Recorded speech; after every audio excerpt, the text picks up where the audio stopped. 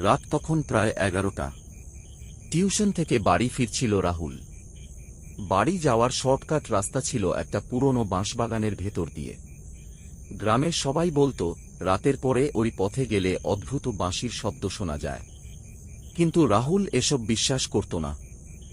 বাঁশবাগানের মাঝখানে পৌঁছাতেই হঠাৎ ফুঁ একটা বাঁশির শব্দ ভেসে এলো।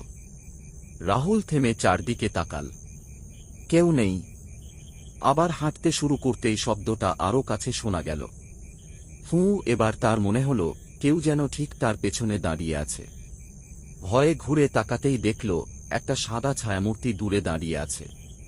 মুহূর্তের মধ্যেই সেটি অদৃশ্য হয়ে গেল।